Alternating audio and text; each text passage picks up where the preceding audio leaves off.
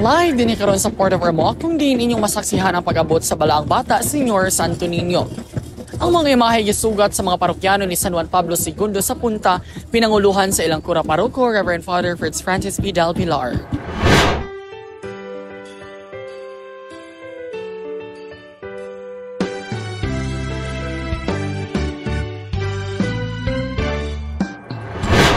Gisugat og puno sa himaya ang balaang Jesus sa dakbayan sa Ormoc.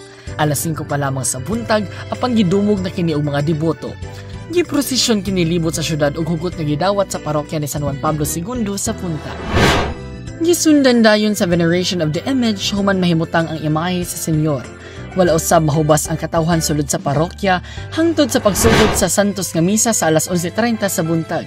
Gipanguluhan kini ni Reverend Father Mark Anthony Tampos, Rector sa Basilica Minore del Santo Niño de Cebu, ug inubanan ni Reverend Father Jomen Arcelo OSM, ug ang pari sa parokya Reverend Father Fritz Francis P. Del Pilar.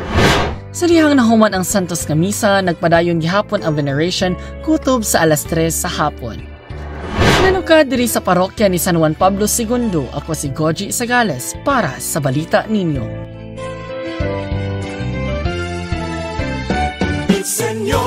Señor, sa matagataw isipya, Señor, Señor, ipala